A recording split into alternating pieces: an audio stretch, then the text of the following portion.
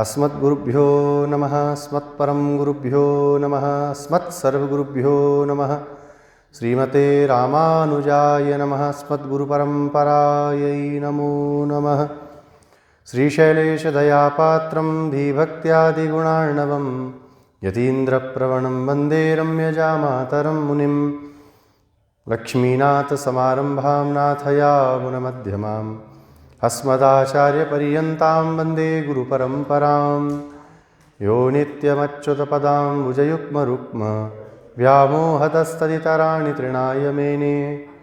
अस्मद्गुरोर्भगवतोऽस्य दयैकसिन्धो रामानुजस्य चरणौ शरणं प्रपद्ये। कासाये विमले दधानमुरसि श्रीयज्ञसूत्रं सितं भाले श्रीसहितोर्ध्वपुण्ड्रतिलकं हस्ते त्रिदण्डं वरं वेदान्तद्वयसारबोधनचरणं स्वाचार्यभक्तं यतिं वन्दे वैष्णववृन्दभूषणमहं श्रीदेवनारायणं वाधूलवंशकलसाम्बुधिपूर्णचन्द्रं श्रीश्रीनिवासगुरुवर्यपदाब्जभृङ्गं श्रीवाससूरितनयं विनयोज्वलन्तं श्रीरङ्गदेशिकमहं शरणं प्रपद्ये।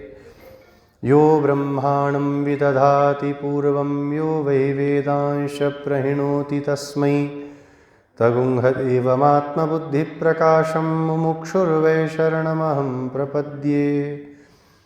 कालिन्दी पुण्यतीरे मुनिजनविभवं दिव्यवृन्दावनाख्ये भक्ताभीष्टप्रदन्तं रघुकुलतिलकं सानुजं शार्ङ्गपाणिं राधाकृष्णाख्यतत्त्वं श्रितजनशरणं भ्राजमानं शुभाङ्गं सीताचित्ताभिरामं भवभयहरणं सन्ततं भावयामि। गोदाविभूषणसुरम्यवराभिधानं वृन्दावनावनिनिधिं करुणैकतानम् अर्चावतारनिखिलेष्वपि यत्प्रधानं तद्रङ्गदेशिकधनं शरणं सराणि। श्रीस्तनाभरणं तेजः श्रीरङ्गेशयमाश्रये चिन्तामणिमिवोद्भान्तम् उत्सङ्गेऽनन्तभोगिनः देवस्य महिषीं दिव्याम् आदौ गोदाम् उपास्महे। यन्मौलिमालिकां प्रीत्या स्वीकरोति स्वयं प्रभुः। वाञ्छाकल्पतरुभ्यश्च कृपा सिन्धुभ्य एव च पतितानां पावनेभ्यो वैष्णवेभ्यो नमो नमः। श्री वैष्णवेभ्यो नमो नमः।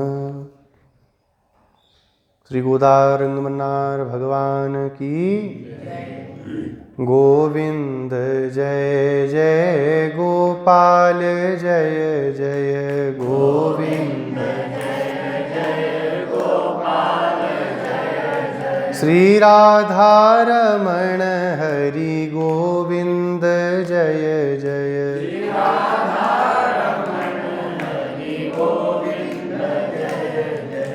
गोविंद जय जय गोपाल जय जय गोविंद जय जय गोपाल जय जय। श्री गंगा की जय जय यमुना की जय जय। श्री गंगा की जय जय यमुना की जय जय। श्री गंगा की जय जय यमुना की जय जय। श्री गंगा की जय जय यमुना की जय जय।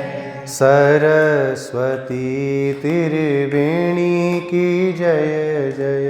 सरस्वती त्रिवेणी की जय जय। श्री गोविंद जय जय जय गोपाल जय जय गोविंद जय जय गोपाल जय जय। श्री ललिता की जय जय विशाखा की जय जय।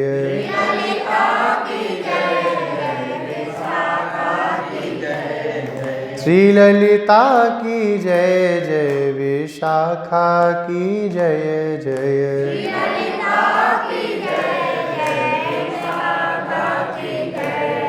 श्री बरसाने वाली प्यारी श्री जी की जय जय।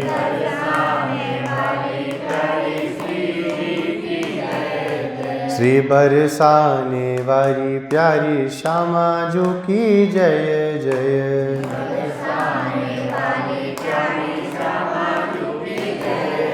श्री गोविंद जय जय गोपाल जय जय।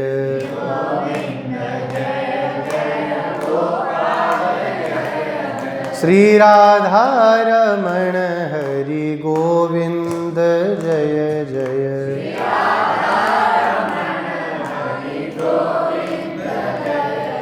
श्री गोविंद जय जय गोपाल जय जय गोविंद। श्री राधा रमण हरि गोविंद जय जय।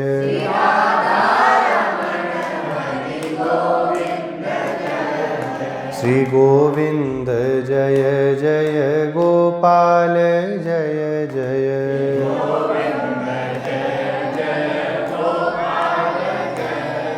श्री गोदारंग मन्नार भगवान की, श्री लक्ष्मी नारायण भगवान की, श्री राजाधिराज श्री रघुनाथ जी महाराज की, श्री राधा कृष्ण भगवान की, श्री वृंदावन बिहारी लाल की, श्री गौ माता की, श्री तिरुप्पावे दिव्य प्रबंध की, श्री वृंदावन धाम की, श्री यमुना महारानी की, श्री गिरिराज महाराज की, श्री भाष्यकार रामानुज स्वामी जी महाराज की, समस्त आलवार आचार्यों की, पूज्यपाद श्री रंगदेशिक स्वामी जी महाराज की, श्रीमान श्री स्वामी जी महाराज की, समस्त श्री वैष्णव भागवत संगोष्ठी की, श्री हनुमान जी महाराज की, सत्य सनातन वैदिक धर्म की, सत्य सनातन वैदिक धर्म की, तिरुप्पावे दिव्य प्रबंध की, अखंड भारतवर्ष की, जय जय श्रीमन्नारायण, जय जय श्री भाष्यकार।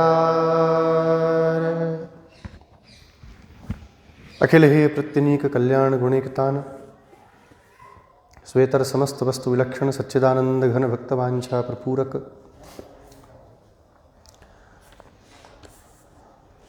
भगवान श्री गोदारंग मन्नार प्रभु, कृपा समुद्र भगवान श्री भाष्यकार रामानुज स्वामी जी महाराज, परम पूज्य श्री स्वामी जी महाराज, समुपस्थित समस्त श्री वैष्णव भागवत वृंद। आज धनुर्मास के 28वें दिन अम्मा जी के द्वारा प्रसादित तिरुप्पावे की 28वीं गाथा का अनुसंधान करने हम सब यहाँ समुपस्थित हुए हैं। छोटी सी गोदा जी भगवान के पास सखियों के साथ में पहुँच गईं और अब भगवान से परिकर को मांगा। एक बात यहाँ पर इस पासुर की भूमिका में श्री कृष्णपाद सूरी लिखते हैं, पूर्व की गाथा में अम्मा जी ने कहा था शुरू में कि भगवान नारायण ही हमारे को परिकर प्रदान करेंगे। भगवान सिद्धोपाय हैं। हमारे आचार्य लोग भगवान को क्या कहते हैं? सिद्धोपाय। हमारे यहाँ का एक पारिभाषिक शब्द है, अर्थात किसी अन्य उपाय के द्वारा प्राप्त न होने वाले। भगवत प्राप्ति में कोई उपाय नहीं है।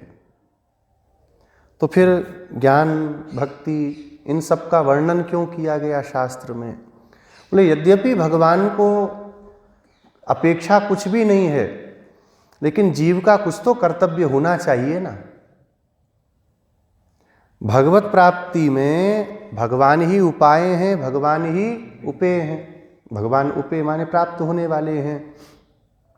भगवान की इच्छा ही उसमें उपाय बन जाती है। भगवान चाहते हैं इसको स्वीकार करूं, स्वीकार कर लेते हैं। तब इन सब को करने का क्या तात्पर्य है? इनको क्यों शास्त्र विधान करते हैं? बोले जब हम कुछ करेंगे तब तो भगवान की इच्छा होगी ना। अनादिकाल से कुछ नए करने की इच्छा थी तो भगवान की भी हमें तारने की इच्छा नहीं हुई। तो कुछ करना पड़ेगा, लेकिन उसको उपाय के रूप में नहीं करना। हमारे यहाँ भी नाम संकीर्तन की खूब महिमा अलवारों ने गाई है, मंत्र की खूब महिमा गाई है, वैराग्य की खूब महिमा है, भक्ति की खूब महिमा है, ज्ञान की खूब महिमा है। लेकिन इन सबको उपाय के रूप में हम नहीं स्वीकार करते। इतना ही अंतर है। श्री वैष्णव क्या करेगा? दिन भर बैठा रहेगा क्या पागलों की तरह? कभी समय होगा स्तोत्र पाठ करेंगे, वेद का पारायण करेंगे, कभी माला भी जप करेंगे, हाँ, लेकिन उपाय के रूप में हम कुछ भी नहीं करेंगे। उपाय के रूप में कि इससे होगा, ये सोचना नहीं है। इससे क्या होगा? भगवान की प्रसन्नता होगी, भगवान प्रसन्न होंगे, और उनकी प्रसन्नता के लिए हमको कुछ करना है। भगवान की प्रसन्नता के लिए ही जीव का कर्तव्य है। बस मोक्ष पा करके भी क्या करेंगे? वैकुंठ को एक नाम हमारे यहाँ कहते हैं निरपेक्ष भूमि। वैकुंठ का नाम क्या लेते हैं? निरपेक्ष भूमि। वहां कोई अपेक्षा है ही नहीं, तो वहां क्या अपेक्षा है? बोले भगवान की प्रसन्नता। भगवान कैंकर्य के लिए, जीव के द्वारा किए गए कैंकर्य के लिए सापेक्ष के समान भगवान देखते हैं कि ये कुछ कर तो ले। एक बार भी हाथ जोड़ते हैं तो भगवान प्रसन्न होकर अरे कुछ तो किया, अब इसको स्वीकार कर लेता हूँ। गिरते गिरते राम राम निकल गया मुँह से, भगवान कहते राम राम निकला था, अब इसको स्वीकार कर लेता हूँ। वो यही सब छोटे छोटी चीज़ें भगवान देखते हैं। यहाँ पर गोदा जी प्रार्थना करती हैं पूर्व की गाथा में, आप ही हमारे लिए सब कुछ प्रदान करने वाले बन जाएं। हमने पूर्व की गाथा 27वीं कल श्रवण की थी ना।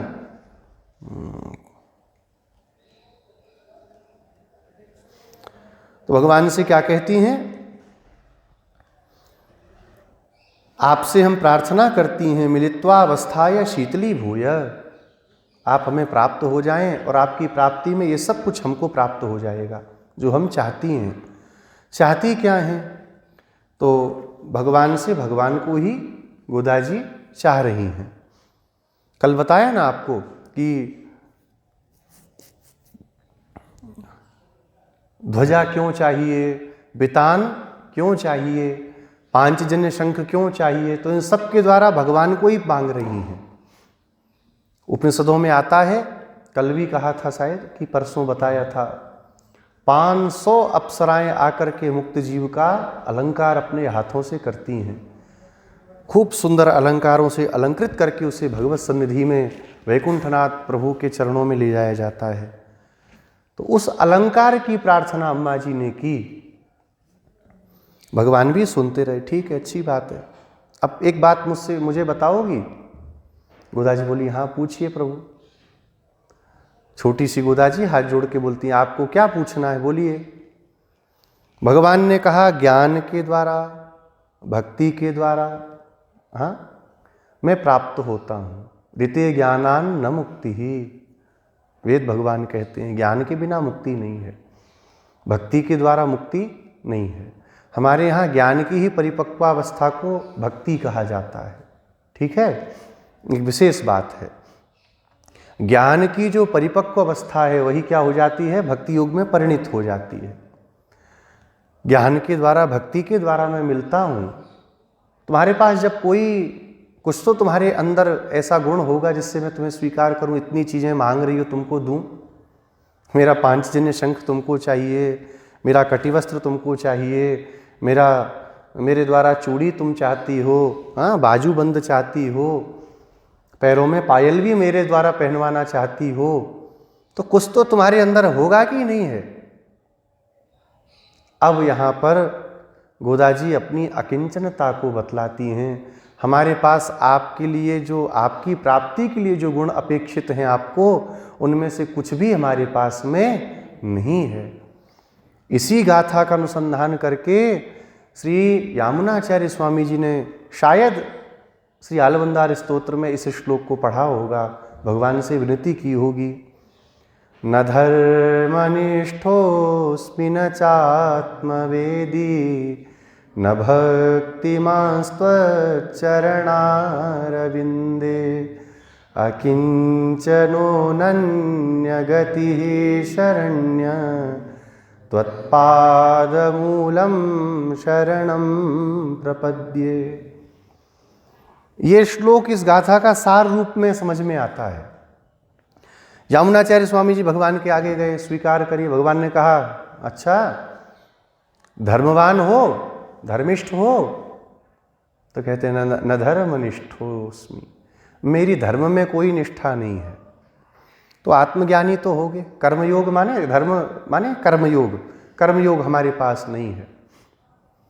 आत्मज्ञान से संपन्न हो क्या? न च आत्मवेदी, नहीं, वो भी नहीं है। हाँ, तो फिर भक्तिमान तो हो गए ही मेरे लिए।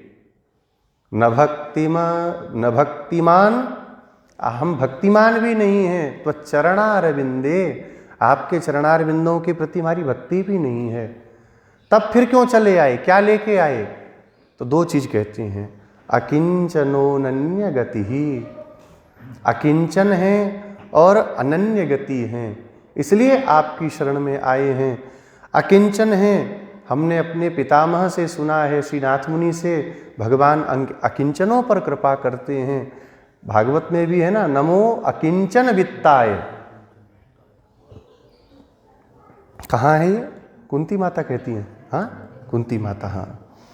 नमो अकिंचन वित्ताय, अकिंचनों के लिए जो वित्त हैं, धन है, हमारे धन तो भगवान के श्री चरण ही हैं, भगवान ही हैं।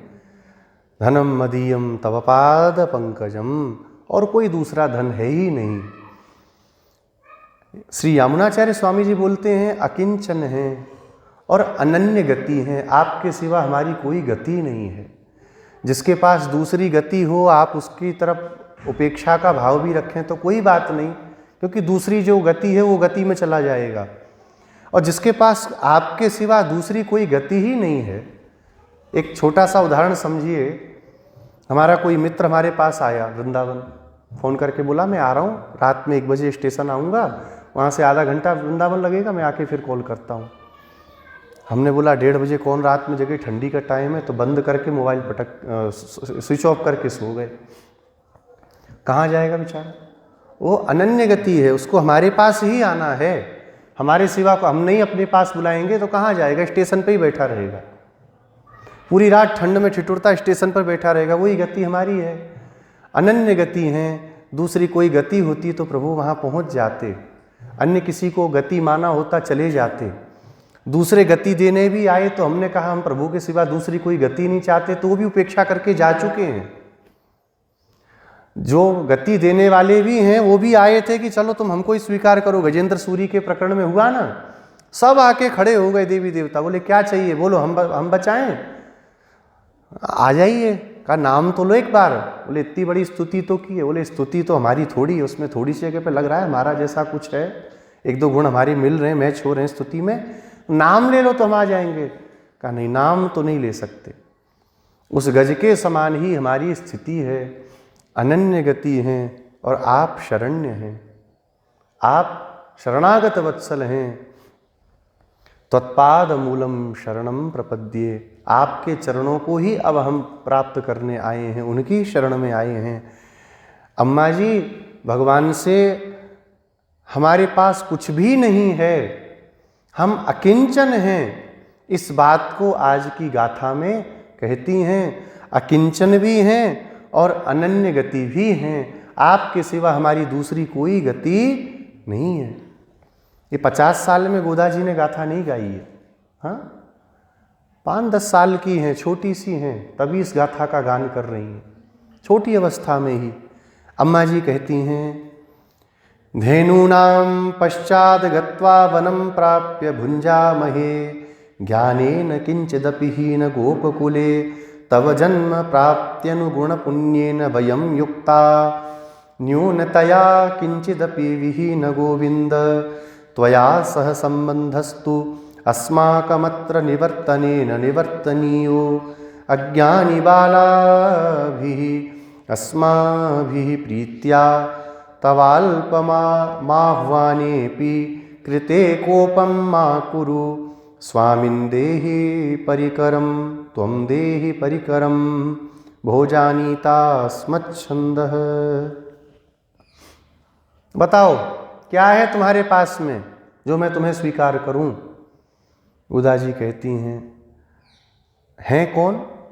पूर्व की गाथा में एक जगह पर श्री कृष्णपाद सूरी बोलते हैं ब्राह्मणोत्तम श्री विष्णुचित्त की पुत्री हैं और अपने को ग्वाल समझ रही हैं।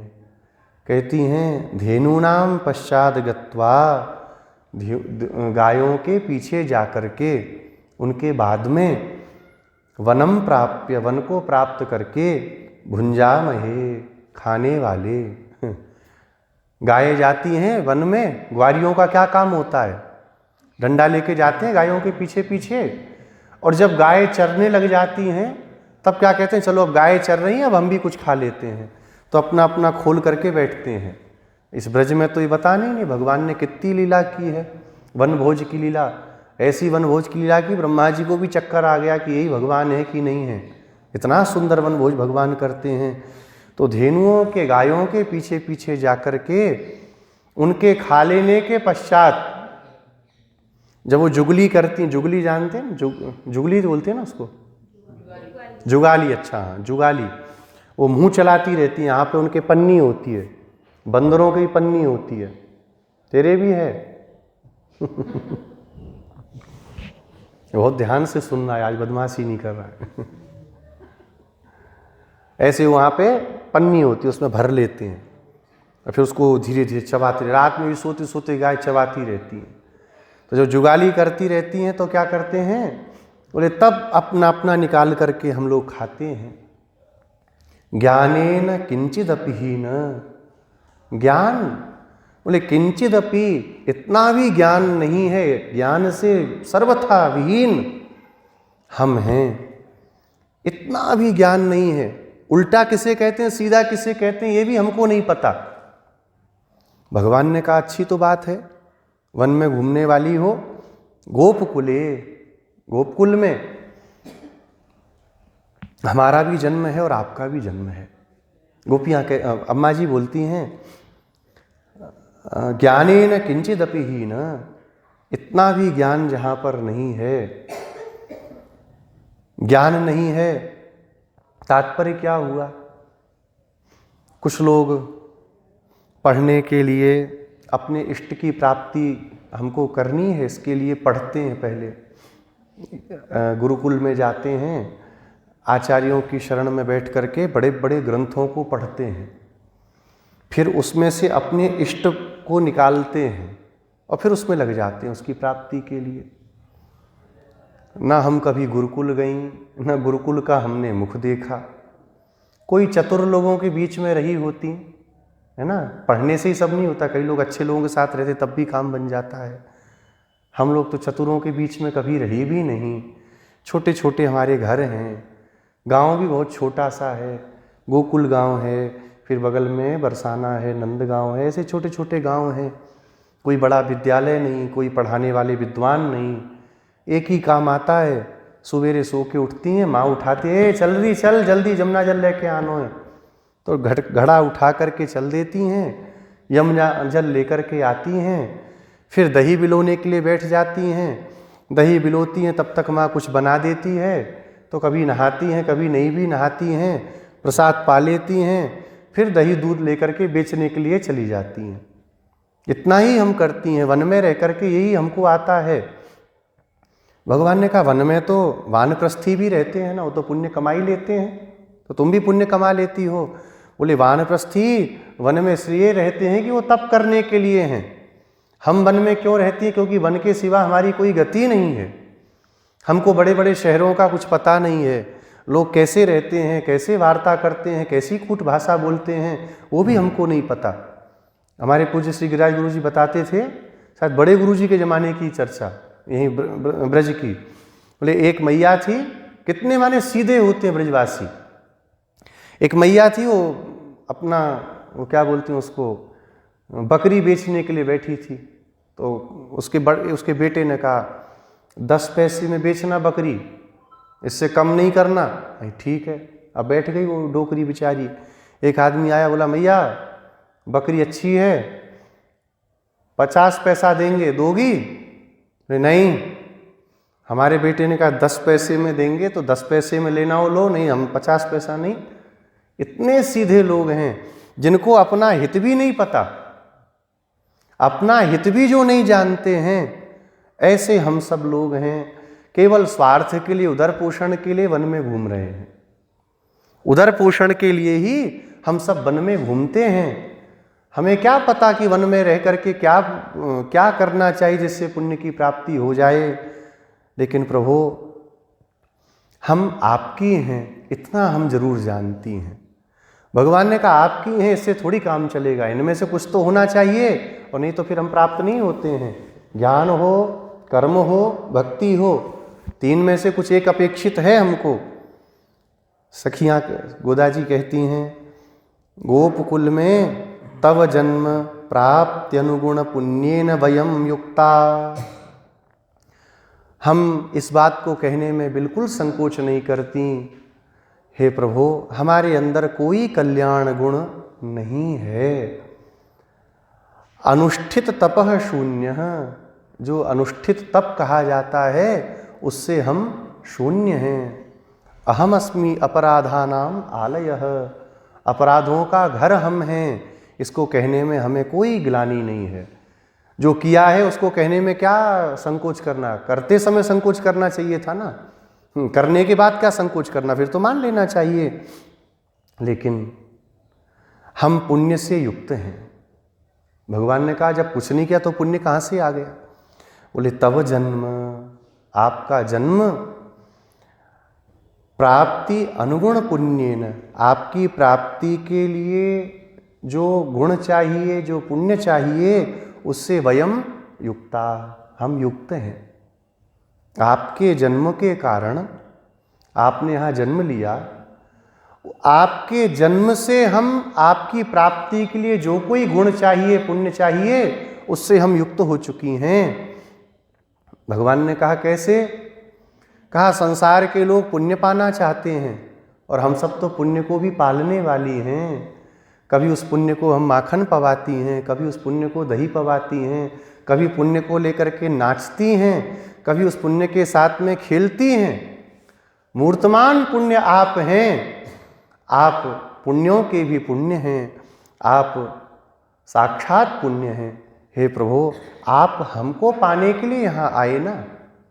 संसार में क्या होता है, आश्रय चल के आता है क्या किसी के पास में? आश्रय नहीं समझे, आश्रय कहीं रुकने का स्थान हो, आश्रय कहते हैं मोटा मोटा एक रुकने का स्थान। हम कहीं थके हैं तो वह स्थान चल के आएगा कि हमें जाना पड़ेगा? एक कहावत बोलते हैं ना, कुआं प्यासे के पास नहीं जाता, प्यासे को कुएं के पास आना पड़ता है। यहाँ तो उल्टा ही हो रहा है कुआं हमारे पास चल के आ रहा है। आश्रय तत्व जो परमात्मा है, हम तो उनके पास नहीं गए, क्योंकि ना ज्ञान है, ना भक्ति है, ना कर्म है, ना हम जानती हैं। लेकिन आप स्वयं चल करके हमारे पास आए कि नहीं आए? क्यों चल करके आप हमारे पास आए? क्योंकि आप हमें अपना मानते हैं। जब आपने अपना मान लिया तो क्या न्यूनता बची, क्या कमी रह गई हमारे अंदर? समस्त कमियां हमारी नष्ट हो गईं। भगवत प्राप्ति हो जाने पर यह जीवात्मा पूर्ण हो जाता है, इसमें कोई फिर न्यूनता नहीं शेष रहती है। न्यूनता संसार के लिए है, उस परम पद के लिए न्यूनता नहीं होती है। वहाँ तो सब पूर्ण ही रहते हैं।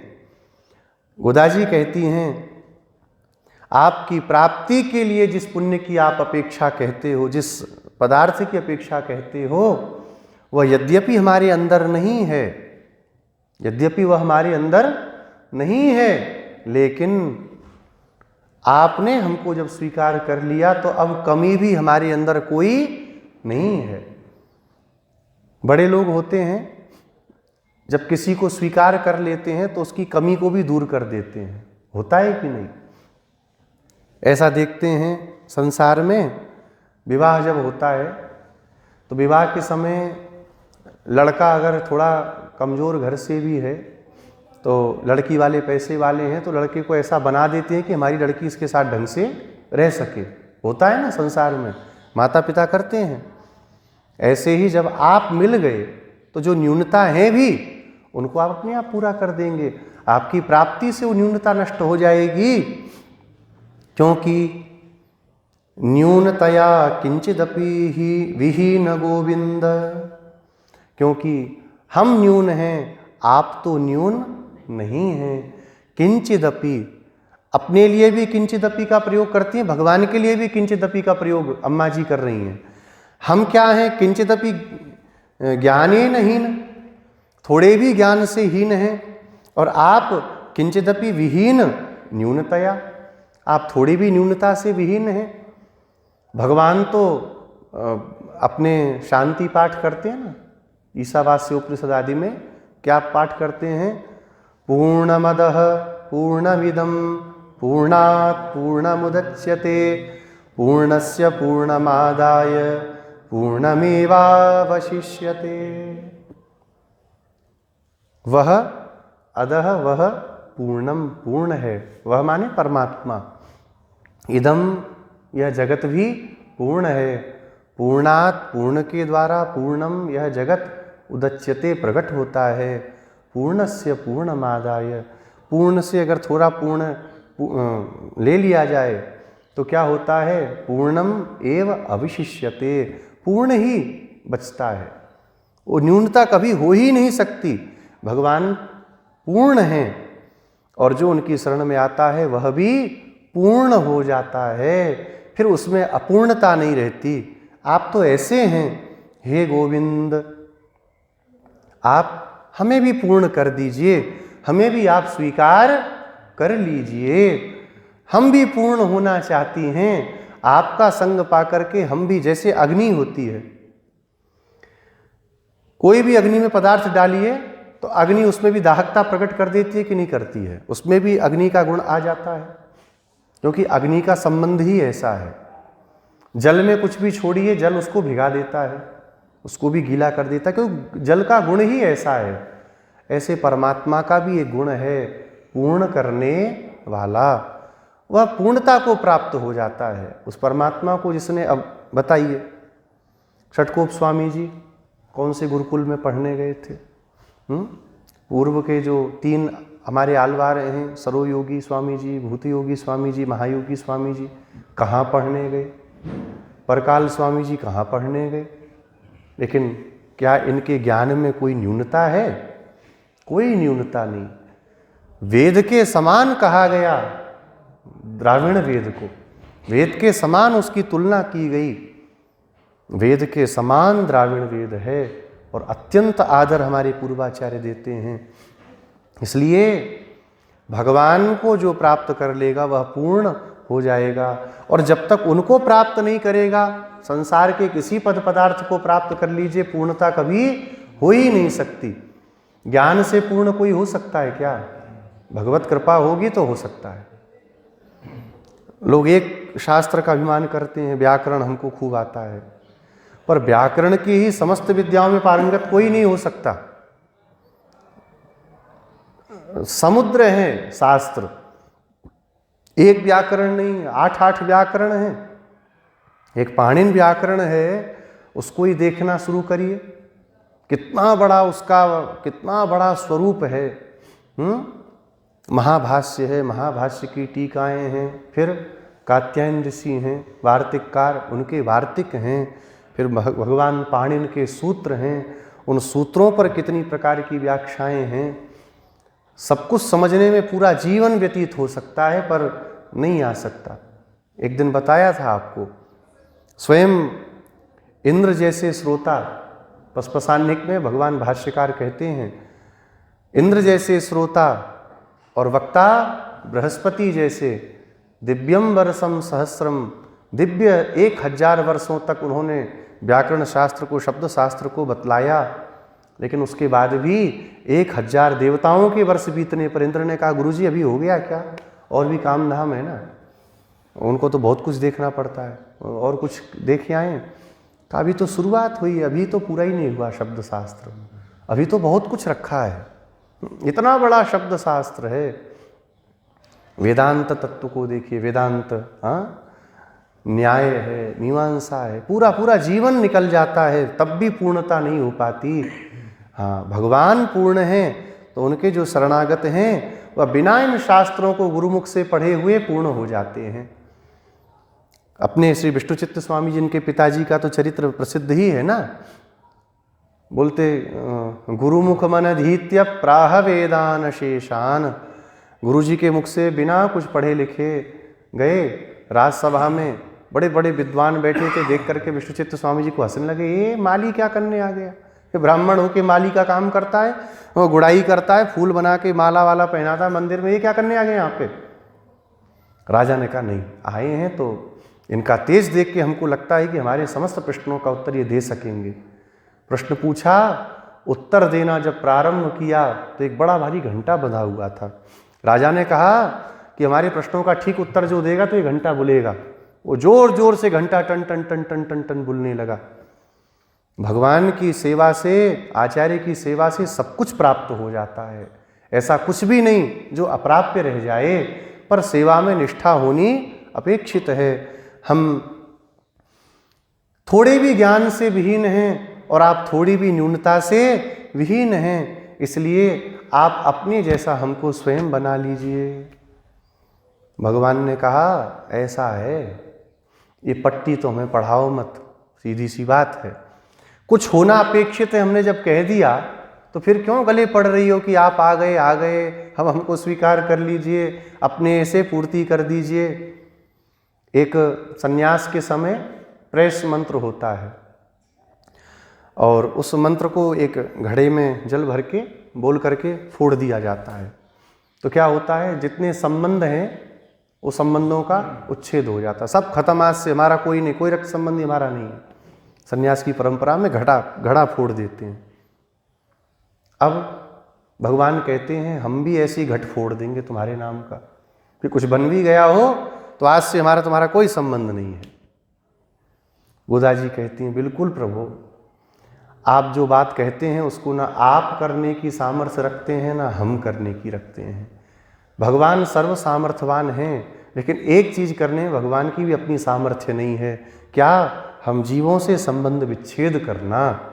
भगवान भी हमारा और अपना संबंध कभी छुड़ा नहीं सकते। त्वया सह संबंधस्तु अस्माकम अत्र निवर्तने न निवर्तनीयः। भगवान से कहती हैं आपका और हमारा जो संबंध है प्रभु, वो ना आपके द्वारा कभी तोड़ा जा सकता है और ना हमारे द्वारा कभी उसको तोड़ा जा सकता है। हम भी चाहें आपसे संबंध तोड़ दें, कभी नहीं हो सकता। आप भी चाहें इन जीवों से संबंध तोड़ दें तो आप भी नहीं तोड़ सकते हैं। भगवान के गले में एक मणि है, समुद्र मंथन से प्रकट हुई, क्या नाम है, कौस्तुभ मणि। श्रीरंगनाथ भगवान है ना अपने, श्रीरंगम वाले, नम पेरुमाल बोलते हैं जिनको, वो भगवान ऐसे एक मणि धारण करते हैं। फोटो में सबने दर्शन किया होगा, उसमें नीलम लगे बड़े बड़े, कितने हैं, 5 नीलम, एक बीच में, एक ऊपर, एक इधर, एक इधर, एक इधर। ये कौस्तुभ मणि क्या है, ये जीवों का ही रूप है। 5 प्रकार के जो जीव हैं भगवान को इतने प्रिय जीव हैं कि भगवान अपने वक्षस्थल में इन जीवों को सदा धारण करते हैं। कैसे संबंध छूट जाएगा। कोई पिता बोले आज से हमारा इनका संबंध नहीं, पिता के कहने संबंध कहीं छूटता है। बेटा बोले कि हमारा इनका संबंध नहीं, बेटे के बोले संबंध छूटेगा क्या। जो संबंध है वो सदा रहेगा, संबंध कभी नहीं तोड़ा जा सकता आपका हमारा। हाँ, हो सकता है संसार में कभी संबंध का विच्छेद कर भी दिया जाए, लेकिन आपका और हमारा जो संबंध है वह कभी टूटने वाला, छूटने वाला नहीं है। आप हमारे हैं, हम आपकी हैं, आप हमारे स्वामी हैं, हम आपकी दासियां हैं। हम आपकी सेविकाएं हैं, आप हमारे पिता हैं तो हम आपकी पुत्रियां हैं, हम आपके पुत्र हैं, आप हमारे गुरु हैं, हम आपके शिष्य हैं, समस्त संबंध आपके हमारे हैं जो कभी तोड़ने योग्य नहीं हैं। अनादिकाल से हम सब ने भगवान की आज्ञाओं का बड़ा उल्लंघन किया, बहुत तिरस्कार करते चले आए, इतना तिरस्कार किया भगवान रूठ के बैठ गए हमसे। बहुत समझाना चाहा, बहुत बुलाना चाहा, नहीं आए तो भगवान भी रूठ के बैठ गए कि चलो कोई बात नहीं, आते मत आओ, मैं भी क्या करूं।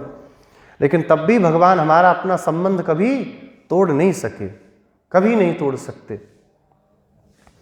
श्री पराशर भट्टर स्वामी जी एक समय भगवान का दर्शन करने गए, श्री रंगनाथ भगवान का अभिषेक चल रहा था। आचार्यों के मन में कब क्या भाव आ जावे भगवान भी नहीं जानते, आचार्य ही जान सकते हैं। रंगनाथ भगवान का अभिषेक हो रहा था, तो 9 कलशों का अभिषेक जब हो जाता है तो सहस्त्रधारा होती है, फिर उसके पहले एक तैयारी की जाती है। अब यहाँ तो सबको ही मालूम है क्या करते हैं, बढ़िया चंदन का पहले लेप लगाते हैं, वक्षस्थल पर हल्दी लगा देते हैं और गले में तुलसी की माला पहना देते हैं और गीले वस्त्र भगवान के सामने दिया जल रहा था। दीप तो जलता ही, बिना दीप के भगवान नहीं आते बाहर। भगवान का हाथ कैसा है, नम पेरुमाल का उत्सव रंगनाथ भगवान का कैसा हाथ है, ऐसे है, अभय हस्त। तो पराशर भट्टर स्वामी जी को लगा कि ये दिया जल रहा है, गीले कपड़े में खड़े हैं और माला वाला भी है, तुलसी की हल्दी भी है, कुछ तो प्रतिज्ञा कर रहे हैं भगवान। वो करते ना प्रतिज्ञा, मैं शपथ लेता हूँ, ऐसे ही तो लेना, मैं शपथ खा रहा हूँ। तो ऐसे हाथ था तो स्वामी जी को लगा कि दिए को जल रहा है दिया, तो ऐसे हाथ रख के कुछ शपथ ले रहे हैं। तो भगवान के पास गए, क्या शपथ ले रहे हैं, हाँ आप कुछ शपथ लेने खड़े हैं? भगवान बोले हाँ, क्या बताएंगे? रंगनाथ भगवान बोले हाँ, त्वम में, यही मेरी शपथ है, तुम मेरे हो। पराशर भट्टर स्वामी जी तुरंत समझ गए कि आज तो मामला ठीक है, आज अपने बस में आ जाएंगे। बोले नहीं नहीं नहीं, ये कहाँ की बात हो गई, आपके शपथ करने से थोड़ी हम आपके हो जाएंगे। चलिए मैं अभी शपथ करता हूँ कि सारा वृंदावन मेरा है, तो हो जाएगा क्या मेरा? अहम में, मैं अपना ही हूँ। भगवान बोले नहीं नहीं, त्वम में। भट्टर स्वामी जी बोल रहे हैं नहीं नहीं, अहम में, मैं अपना हूँ। क्या प्रमाण है? भगवान से पूछते हैं। भगवान कहते हैं वेद है ना, वेद तो प्रमाण है, सर्वोपरि निरपेक्ष प्रमाण है वेद, जिसको किसी प्रमाण की अपेक्षा नहीं है। हाँ, तो प्रभु वेद कहाँ से प्रकट हुआ, थोड़ा बताइएगा। भगवान बोले मेरी श्वास से वेद प्रकट हुआ है। तो आपकी श्वास तो सारा संसार आपका ही बताएगी ना, हमारी श्वास है तो हमारा बताएगी, वो कोई प्रमाण नहीं है। भगवान ने कहा कि तुम्हारे पास कुछ प्रमाण है कि तुम अपने ही हो, मेरे नहीं हो? बोले हमारे पास तो अनादिकाल का अनुभव प्रमाण है। एतत् चानादि सिद्धात् अनुभव विभवात् तर्हि साक्रोश एव। हमारे पास अनुभव है कि हम तो आपके नहीं हैं। सदा से जीवों को अनुभव होता है कि मैं हूँ, मैं अपने लिए हूँ, जो कुछ है सब मेरे लिए है। ये अनादिकाल का हमारा अनुभव इस बात में प्रमाण है। और कोई प्रमाण हो आपके पास में तो बोलिए। भगवान ने कहा गीता आदि शास्त्र है ना, क्या गीता नहीं पढ़ी आपने? ममैवांशो, हाँ पढ़ा है। किसकी है गीता, किसने गीता को रचा? भगवान बोले अर्जुन के लिए मैंने उपदेश किया। बोले जब आपने उपदेश किया तो अपनी बात थोड़ी प्रमाण होती है, कोर्ट में प्रमाण भी दूसरे गवाह का लगता है। हर आदमी कहेगा हम ही ठीक है, तो ये आपकी गवाही नहीं चलेगी इसमें। गीता आदि शास्त्र जो हैं उनमें जो आप कहते हो वो हम प्रमाण नहीं मानेंगे। चलिए आखिरी आपको फिर मौका देते हैं, सिद्ध करिए हम आपके हैं। आपको लग रहा है ना त्वम में, तो ठीक है, सिद्ध करके दिखाइए मैं आपका हूँ। भगवान ने कहा ठीक है। ये जो बड़े बड़े विद्वान यहाँ पर खड़े हैं, द्वादश ऊर्ध्व पुंड लगा करके, बड़ी बड़ी दाढ़ी हो गई है, दिन रात सत्वगुण में स्थित हैं, इनसे पूछ लीजिए ये बताएंगे कि आप मेरे हैं, ये जीव मेरा है। भगवान ने जब कहा तो भट्टर स्वामी जी हंस करके बोले, हंत त्वत्पक्षपाती। बताओ, गवाही भी दिलवा रहे हैं तो अपने पक्षपातियों की दिलवा रहे हैं। ये तिलक लगाए दिन में 4 बार आपकी गोष्ठी पाने वाले भला आपसे नमक हरामी करेंगे? खूब नमक खाया है हमने राम जी का, तो नमक हराम तो हो नहीं सकते राम जी के। और राम रस और कहते हैं, हमारे महात्मा लोग क्या कहते हैं, राम रस। जिसने राम रस लिया हो जीवन में भगवान का प्रसाद, वो क्यों भगवान से नमक हरामी करेगा? लेकिन सूरदास जी कहते हैं, मौसम कौन कुटिल खलकामी, मेरे जैसा कौन होगा, मेरे जैसा कुटिल, मेरा जैसा कामी कोई नहीं है। जिन तन दियो ताई बिसरायो, ऐसो नमक हरामी। ऐसा नमक हरामी मेरे जैसा नहीं होगा। भगवान से भट्टर स्वामी जी बोलते हैं, ये सब तो पक्षपाती हैं। इन पक्षपातियों की बात कब से प्रमाण होने लग गई? ये सब आपका ही पक्ष लेंगे तो कहेंगे सारा ब्रह्मांड आपका ही है। भगवान कहे, आप बोलो ना, फिर मैं कैसे प्रमाणित करूं? बोले, भी तुलसी की माला है ना? बोले हाँ। हरिद्रा, हरिद्रा कौन है? हल्दी, श्री जी का ही रूप है, वो भी आपके साथ हैं। आर्द्र वस्त्र में हो, कावेरी का पवित्र जल में आपने स्नान किया है और सामने अग्नि है, आप साक्षी ले रहे हो, इतने श्री वैष्णव सामने हैं। अब आप कहो कि हम सब जीव आपके हैं और आपके ही सदा रहेंगे, आप हमारा त्याग कभी नहीं करोगे। तो भगवान प्रतिज्ञा करते हैं कि आप सब मेरे हो और मैं जीवों का त्याग कभी नहीं कर सकता। अनादिकाल का हमारा भगवान का संबंध है और अनादिकाल तक ये संबंध रहेगा। हमारे आपके तोड़ने से संसार में कुछ लोग ऐसे हैं ना, विधर्मी लोग, नास्तिकों में भी महान नास्तिक, जो भगवदीय सत्ता को कभी सहन नहीं कर पाते, भगवान की बात को सुन करके, पुराणों को सुन करके कुछ कुछ गलत बोलते हैं, स्मृतियों को गलत बोलते हैं। ऐसे जो महान तमोगुणी जीव हैं, भगवान उनकी भी सत्ता की रक्षा करते हैं। क्यों करते हैं? क्योंकि हैं तो भगवान के। बेटा नालायक भी निकल जाए तब भी पिता पालन करते ही हैं। करते कि नहीं करते हैं? तो भगवान तब भी पालन करते हैं क्योंकि भगवान का संबंध है। अम्मा जी कहती हैं, हे नाथ, आप जो कहते हो ना, घड़ा फोड़ करके सन्यासियों के समान हम संबंध विच्छेद कर देंगी, ना आप उस संबंध को तोड़ सकते हो, ना हम उस संबंध को तोड़ सकती हैं। हम मानती हैं हमारे अंदर किंचिदपि ज्ञान नहीं है, हमको उल्टा सीधा भी नहीं पता है। बड़ी बड़ी घासों के बीच में रहने से पशुओं के समान हमारी बुद्धि हो गई। ज्ञानेन हीनः पशु भी समानः। ज्ञान से हीन को भी पशु ही कहा जाता है ना। ते मृत्युलोके भूविभार भूताः मनुष्य रूपेण मृगाः चरन्ति। मनुष्य के रूप में वो सब जानवर ही हैं जिनको ज्ञान नहीं है, जिनके अंदर शील नहीं है। हम भी अपने को पशु मानती हैं, लेकिन उन्हीं पशुओं के पीछे घूमने के लिए तो आप इस ब्रज में आए कि नहीं आए?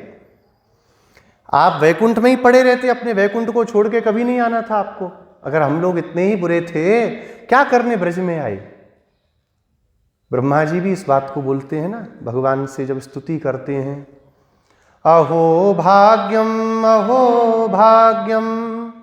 नंद गोप व्रजौकसाम यन्मित्रम परमानंदम पूर्णम ब्रह्म सनातनम।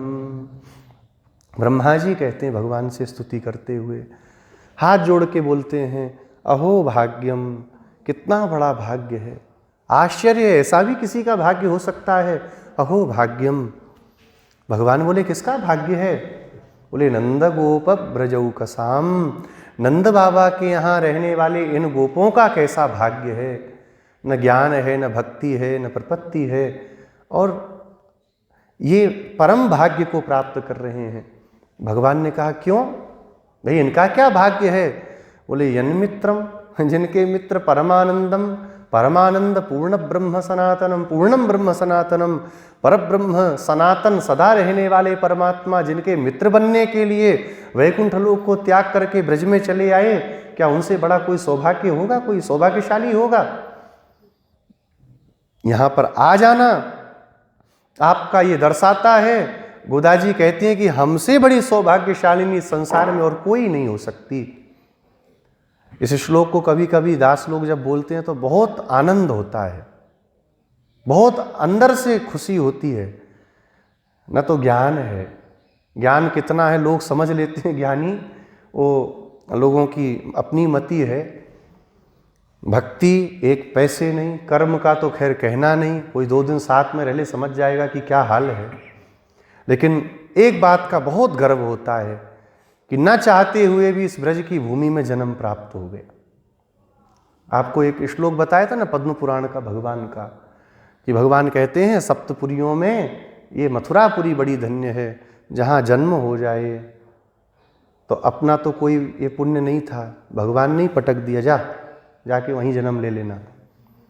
दूसरा जनेऊ संस्कार हो जाए, वो भी स्वामी जी महाराज की कृपा हुई, वो भी हो गया। अब 2 बच रहे हैं, एक मृत्यु और एक फूंकना। तो मरना तो पता नहीं कहाँ होगा, भगवान जाने। जैसे कर्म है ब्रज में ही मरें वो भी पता नहीं है। यहाँ पर इतना जरूर है, सबसे कह रखा है अपने साथ वालों से, भाई जब भी जाएं कहीं भी जाना तो है ही, उठा करके ले आना, यमुना जी के किनारे 4 लकड़ी रख करके जला देना। ये बहुत बड़ा एक बल मिलता है कि कुछ भी हो, भगवान ने कम से कम इतना तो सौभाग्य दिया कि इस भूमि में जन्म प्राप्त हो गया, इस भूमि के हम हैं, ये कहने का गर्व हम लोगों को प्राप्त है। गोदा जी कहती हैं आप हमारे लिए अपने वैकुंठ को छोड़ करके, अपनी शेष सैया को छोड़ करके आए, क्या इससे भी बढ़ करके और कोई गुण आपकी प्राप्ति के लिए अपेक्षित है? हे नाथ, हम समझ गई, ये जो आप कहते हो संबंध विच्छेद कर दूंगा, मैं संबंध नहीं रखूंगा, क्यों कर रहे हो? अब गोदा जी कहती हैं, देखिए कितनी बड़ी बात है, अज्ञानी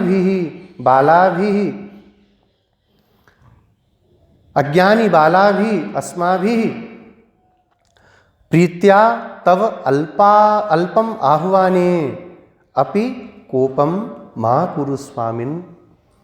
हम समझ गई आप हमसे क्यों गुस्सा हो रहे हो।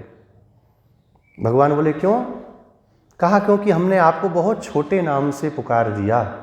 देखिए भगवान का नाम भी छोटा बड़ा कह रही हैं गोदा जी, आपके छोटे छोटे नामों से हमने आपको कई बार पुकारा। कितनी बार पुकारा? 3 बार। भगवान को एक छोटे नाम से अम्मा जी ने पुकारा।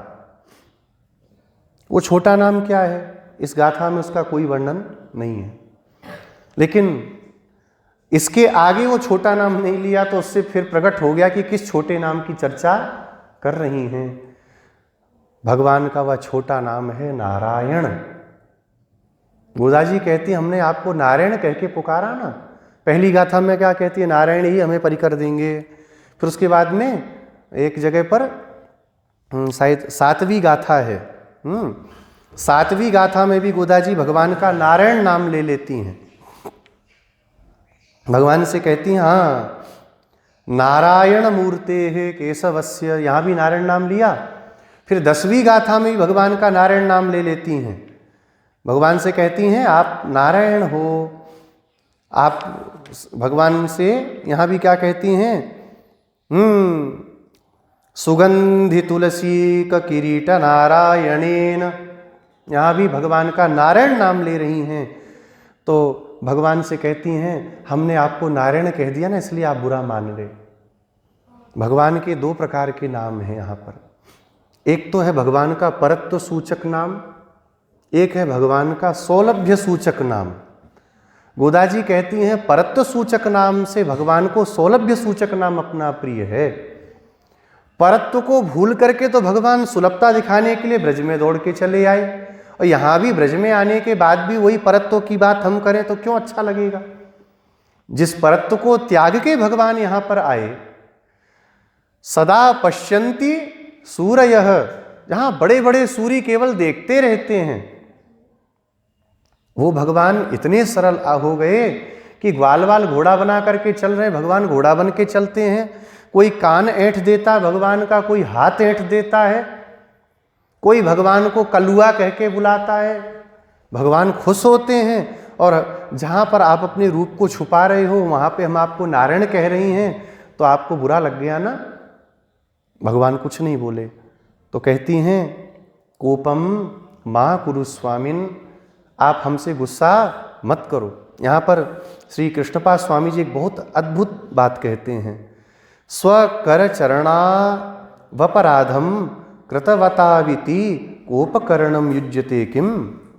कितना सुंदर भाव है। क्या अर्थ हुआ इसका पंक्ति का? स्वकर कर चरणऊ, हमारे हाथ और हमारे पैर हमारे साथ हैं ना। कई बार गलती हो जाती है, हाथ कहीं लग जाता है, पैर कहीं लग जाता है। संसारी लोग तो समझेंगे कम, वैष्णव लोग समझ जाएंगे। कभी कभी क्या होता है, भगवान की कोई वस्तु रखी है, पैर गलती से लग जाता है तो करते हैं ना, अरे गलती जो है प्रणाम करते हैं।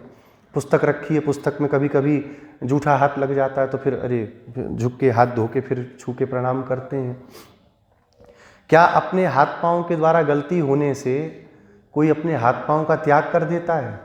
हाँ, हाथ पांव से कोई गलती हो जाए तो कोई हाथ पांव का त्याग करता है क्या कभी? गोदा जी कहती हैं, हम भी तो आपके हाथ पांव हैं, हम भी आपके हाथ पांव के समान हैं। हमसे अगर कोई गलती भी हो जाए तो हे नाथ, आप हमें मत छोड़िएगा, आप हमें स्वीकार करके रखिए। यही प्रार्थना वैष्णव को सदा भगवान की सन्निधि में, आचार्य की सन्निधि में करनी चाहिए।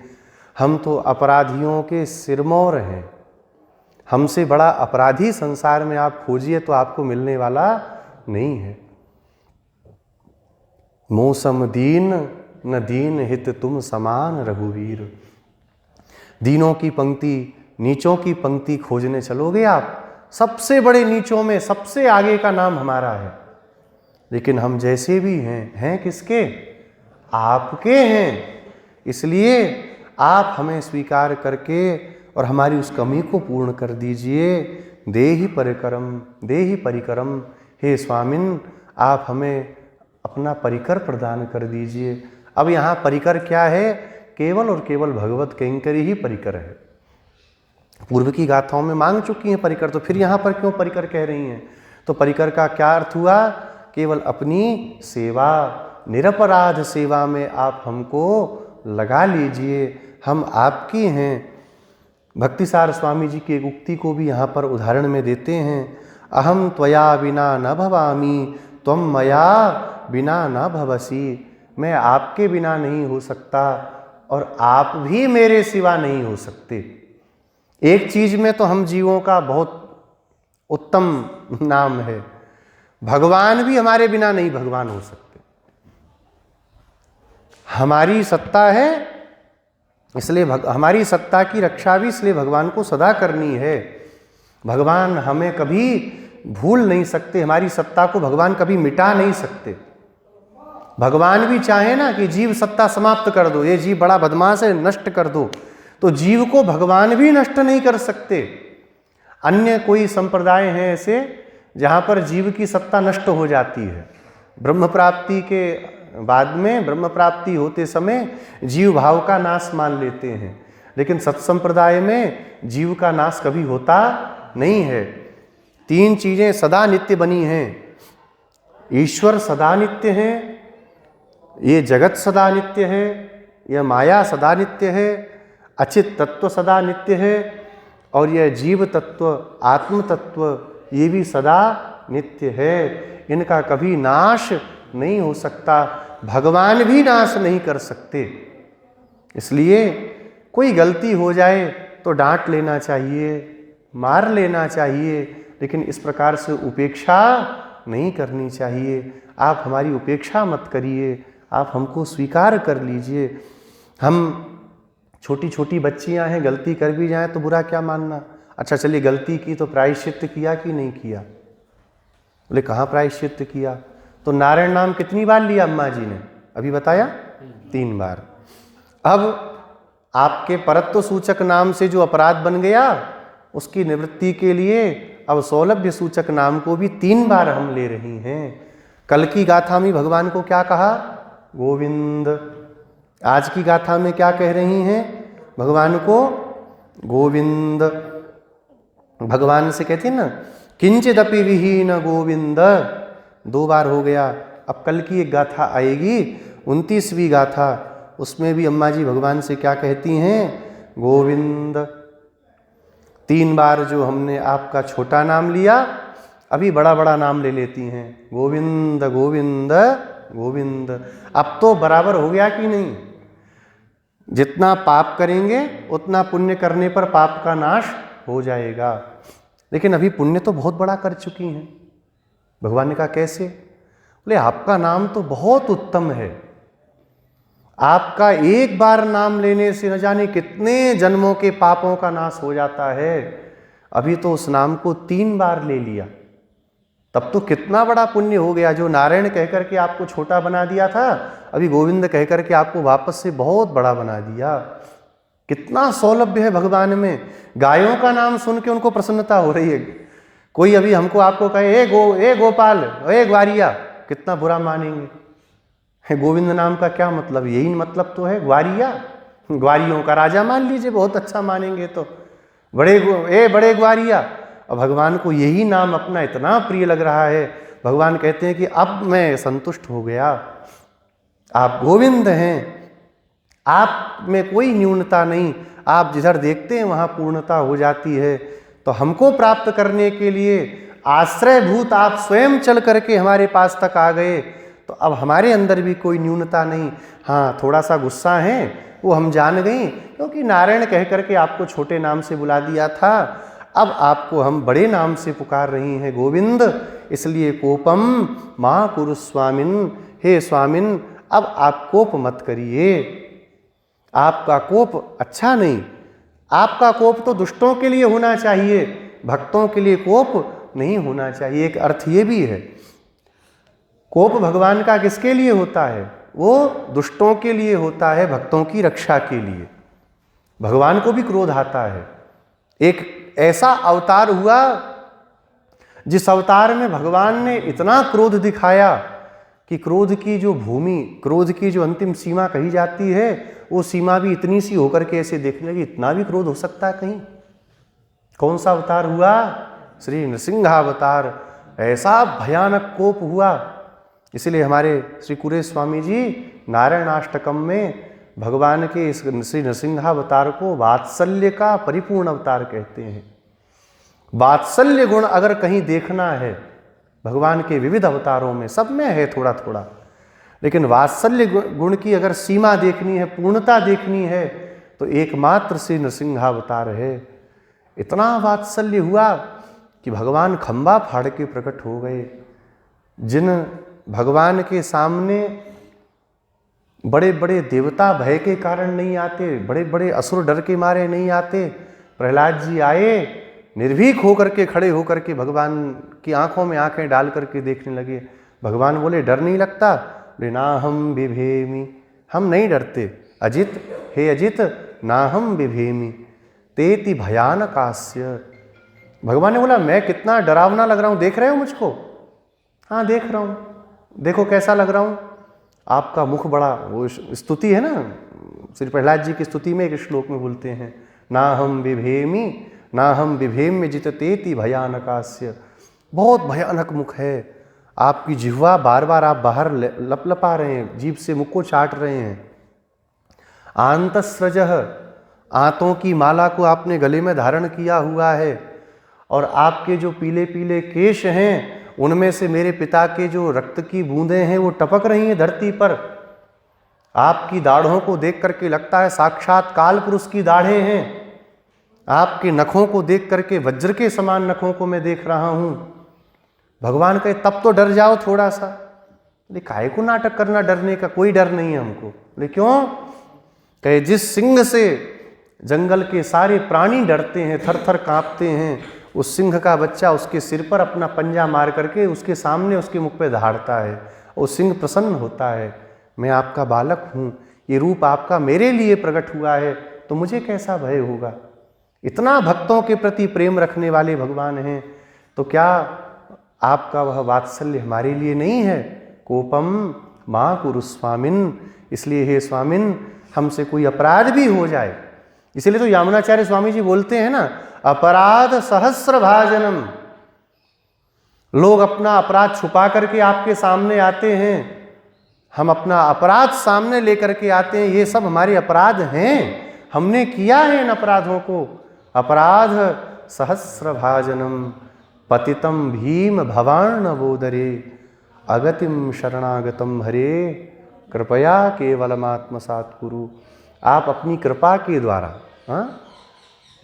आपकी कृपा, आपका कृपा गुण ऐसा है जो हम जीवों के दुष्कृतों को आपको देखने नहीं देता। आचार्य लोगों का एक बड़ा सुंदर भाव है। अरे भगवान का कृपा गुण क्या करता है?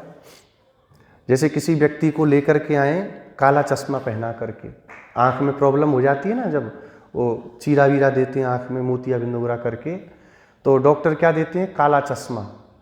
तो पहन के जाओगे तो धूप लगेगी नहीं, सब जगह बादल सा दिखेगा। पहन के देखेंगे तो वैसा ही लगेगा। भगवान के पास में एक कृपा रूपी चश्मा रखा हुआ है। जब कोई जीव शरण में आता है, भगवान देखना चाहते हैं, तो श्री जी बोलती है रुक जाइए, ऐसे मत देखिए, आपकी दृष्टि बहुत तेज है, जल वल जाएगा, ये चश्मा लगाइए। भगवान को कृपा रूपी चश्मा श्री जी लगा देती हैं। और जब भगवान देखते हैं कृपा रूपी चश्मे में, तो सारे गुण ही गुण उसमें दिखाई पड़ते हैं। बोले कितना अच्छे गुणों से युक्त है, मेरे लिए इसने एक बार कीर्तन किया था, एक बार मेरे मंदिर में गया था, वहाँ चूना, एक भक्त का चरित्र आता है, अब पता नहीं कहाँ सुना था। बोले वो चूना रगड़ते जा रहा था, लोग तम्बाकू खाते हैं ना, चूना रगड़ते जा रहा था, तो चूना ज़्यादा निकल गया, तो थोड़ा सा बचा था, वो कहाँ पहुँचे, तो भगवान के मंदिर की एक दीवार थी, उसमें लगा दिया। अब जब मरा तो पापी था, लेने के लिए आ गए यम के दूत, भगवत पार्षद आ गए। अब भाई आप कैसे महाराज, अजामिल तो है नहीं ये। बोले अजामिल नहीं, अजामिल से बड़ा महात्मा है। बोले क्यों? तो भगवान के मंदिर में दरार आ गई थी एक जगह पर, वहाँ पे एक बीज अगर गिर जाता कबूतर उड़ा के मल से, तो पेड़ आ जाता, पूरा मंदिर गिर जाता। वहाँ पे इसने चूना भर करके दीवार बचाई थी, इसलिए अब ये भगवत धाम जाएगा। भगवान कृपा रूपी चश्मे में सब अच्छा इच्छा देखने लगते हैं, ये बहुत अच्छा है। कभी संतों की भी दृष्टि इसके ऊपर पड़ी थी, कभी महात्माओं ने भी इसको प्रेम से देखा था, तो मैं इसको स्वीकार कर लेता हूँ। भगवान से कहती हैं कोपम माँ कुरु स्वामिन, आप कोप मत करिए, हमको स्वीकार कर लीजिए, और देहि परिकरम, हमको अपना परिकर प्रदान करिए।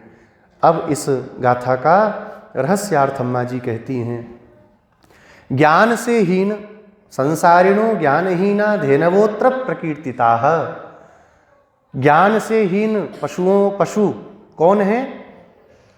संसारी, संसारिण। ये संसारी लोग ज्ञान से हीन हैं। पहली बात तो देखिए, भगवान को प्राप्त करने को, भगवान को जानने की इच्छा होती ही नहीं है, अथा तो ब्रह्म जिज्ञासा कभी बनती ही नहीं है।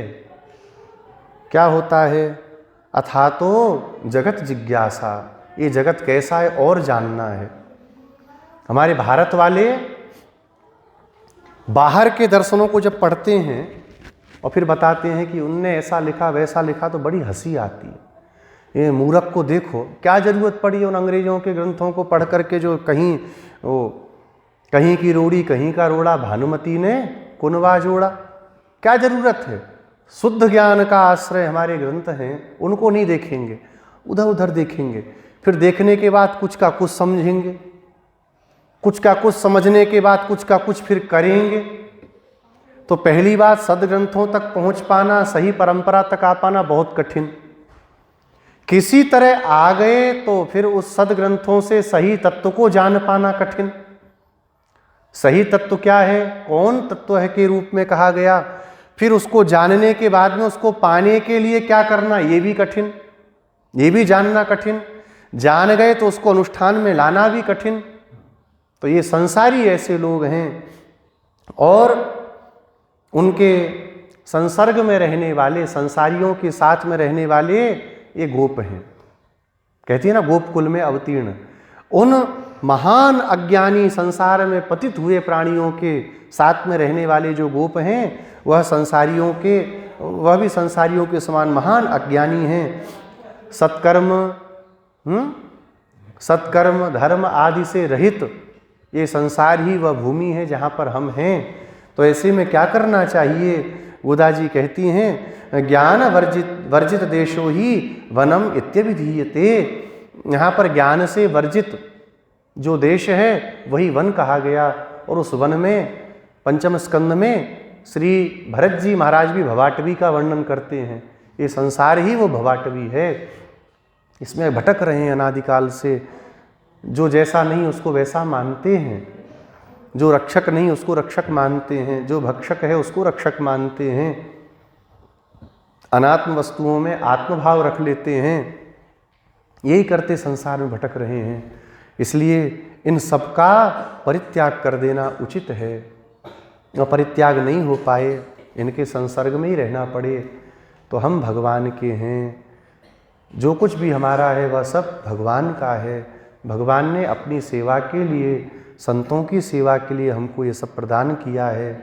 जब तक भगवान की इच्छा है हमें यहाँ रह कर के इन वस्तुओं से, इस शरीर से, इस मन से, इन इंद्रियों से भगवान की सेवा करनी है। ये ज्ञान अगर प्राप्त हो गया तो फिर पूर्णता प्राप्त हो जाएगी। पूर्णता प्राप्त होने का तात्पर्य इतना ही है, हम इस बात को हृदय से स्वीकार कर लें कि हम भगवान के हैं, हमारी समस्त वस्तुएं भगवान के लिए हैं। श्री कुलशेखर स्वामी जी जब जाने लगते थे श्रीरंग यात्रा पर, रंगनाथ भगवान के प्रति बड़ी आसक्ति थी। उनकी तनियन बोलते हैं क्या, रंग यात्रा दिने दिने, घुस्यते माने उद्घोष होता है जिनके नगर में। रंग यात्रा दिने दिने, कल रंग यात्रा होगी, सब तैयारी कर लेना, कल रंगनाथ भगवान के यहाँ चलेंगे।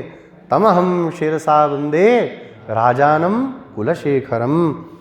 और जैसे ही चलने को तैयार होते थे 4 वैष्णवों को सामने खड़ा कर दिया जाता था। महाराज वैष्णव पधारे। ओहो, आप आ गए, अब तो कल यात्रा करेंगे, आज स्थगित कर दो, आज इनकी सेवा करेंगे। कब छोड़ करके गए, जब देखा कि वैष्णवों के प्रति इनका समादर नहीं है, तो फिर ऐसी संपत्ति से हमें भी कुछ लेना देना नहीं है। देखिए, संपत्ति बुरी नहीं होती है, संपत्ति के प्रति जो भाव है वो बुरा अच्छा होता है। क्या 1000 रुपए के नोट को कोई बुरा कहेगा, 2000 के नोट को कोई बुरा कहेगा?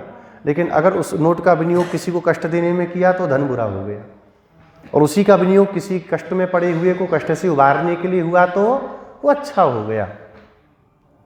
इसी प्रकार से भगवान ने हमको इस महान संसार में भेजा है, हमारे कर्मों के द्वारा प्रेरित करके भेज दिया, जाओ अपने कर्मों का भोग करो। अब संसार में रहते हुए आचार्य के प्रति, भागवतों के प्रति, भगवान के प्रति भाव रखते हुए जो कुछ वस्तु उनके योग्य है उसको ग्रहण करना, जो उनके योग्य नहीं है उसका तिरस्कार वैष्णव को कर देना चाहिए।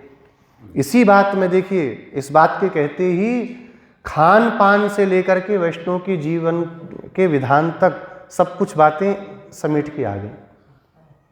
कई लोग मानते ही नहीं हैं, वैष्णवों में भी सामने रहते हैं तो थोड़ा बहुत स्वीकार कर लेते हैं कि हाँ ठीक है, आप कहते हो तो नहीं खाएंगे, बाद में चुपचाप प्याज लहसुन सब खाते हैं। खाते हैं कि नहीं खाते हैं? लड़ जाएंगे, क्यों नहीं खाना चाहिए, अरे क्या हो गया इसको खाने में, बाजार में बढ़िया कचौड़ी बिक रही है, खाने को तो बिक रही है, हैं?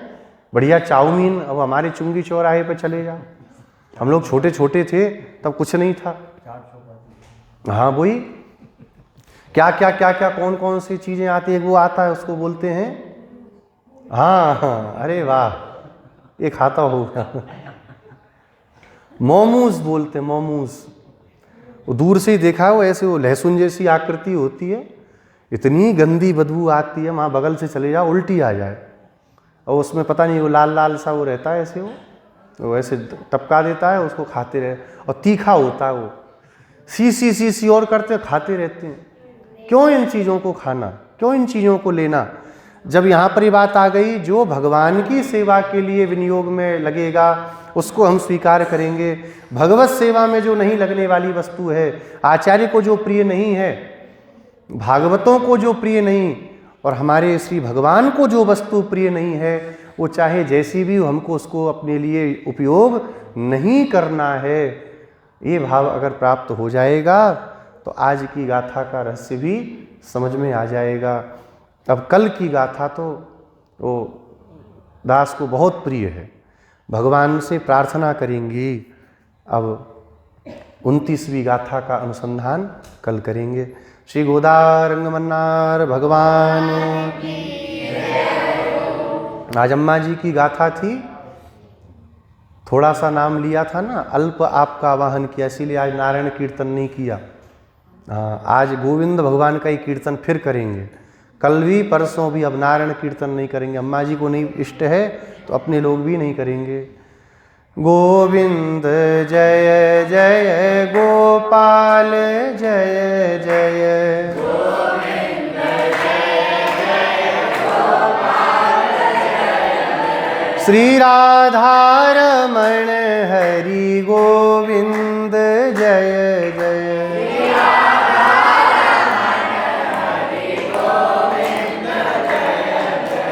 गोविंद जय जय गोपाल जय जय, गोविंद जय जय गोपाल जय जय, श्री ललिता की जय जय, विशाखा की जय जय,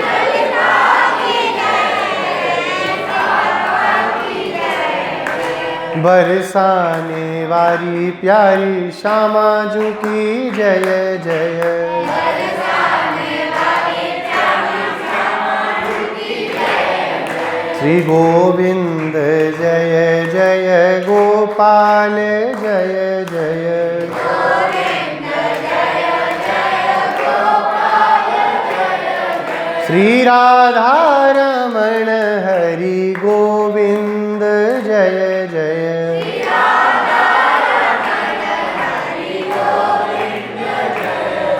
श्री गोविंद जय जय गोपाल जय जय, गोविंद जय जय गोपाल जय जय, श्री गोविंद जय जय गोपाल जय जय, गोविंद जय जय गोपाल जय जय, श्री राधा गोविंद भगवान की, श्री गोदारंग मन्नार भगवान की, तिरुप्पावै दिव्य प्रबंध की, समस्त आलवार आचार्यों की, श्री भाष्यकार रामानुज स्वामी जी महाराज की, पूज्यपाद श्री रंगदेशिक स्वामी जी महाराज की, श्रीमान श्री स्वामी जी महाराज की, समस्त श्री वैष्णव भागवत संगोष्ठी की जय जय श्रीमन्नारायण, जय जय श्री भाष्यकार।